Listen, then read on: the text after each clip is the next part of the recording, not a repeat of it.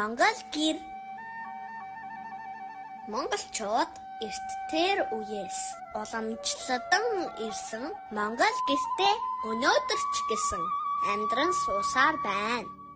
Монголчууд бид нүүдэл суудал хийж амьдардаг байсан болохоор үг дэдэс минь гэрийг барих болон буулгахад амархан байхаар бүтээжээ.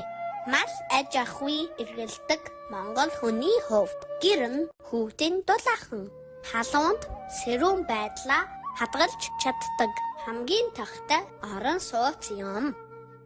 Монгол гэр нь яс мод болон туураг бүрээс гэсэн хоёр үндсэн хэсгээс бүрдэнэ.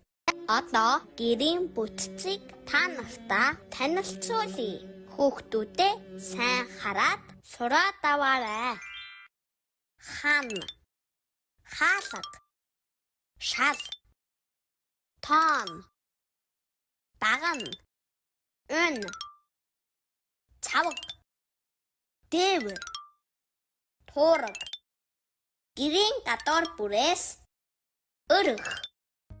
Урдын цагт Бондгонуур, Өндгөнүүр гэдэг нэртэй бяцхан хоёр хулган эр хонгор дуутай эрмэг дахиа 3 эвлэн амьдарч байжээ. Эх чаахан хулганууд нь бондгонож бүндгэнэж буйлдан элдвэр дуулж бүжиглэхээс өөрийг үл мэднэ. Харин дахиа эртхэн үүс цайнгууд өглөм чангаар хашгиран хотос олныг сэрээгээд хөс болон ажилдаа ордог байлаа. Нэгэн өдөр дахиа хашаа цэвэрлэж яваад улаан буудайн түрүү газарт хэвтэж байхыг харав гин. Хүй Бондгонуур Бүндгөнүүр хоёр минь энэ олсон ямиг хараач гэж дахиа дуудлаа. Хулганууд буйлдан ирээд олсны энэ түрүүг цайруулж авъя гэцгээв. Тэгээ хэн маань цайруулах вэ гэж дахиа асуусанд ил үгүй шүү гэж нэг нь хашгирав. Ил үгүй шүү нөгөөх нь хашгирав. За яах вэ? Би цайруулъя гэж дахиа хэлээд нүдэж гарлаа хулганууд энэ хооронд бөмбөг тогсоор өнгөрчээ. Дахиа түрүүгээрээ цайруулж дуусаад хүй Бондгонуур Бүндгөнүүд хоёроо хичнээн их тариа гарсныг хараач гэж хашгирав. Хулганууд буйлдан ирж одоо таргаа терм рүү аваачиж урал болгох хэрэгтэй юм гэж нэгэн дуугаар шулгамжээ.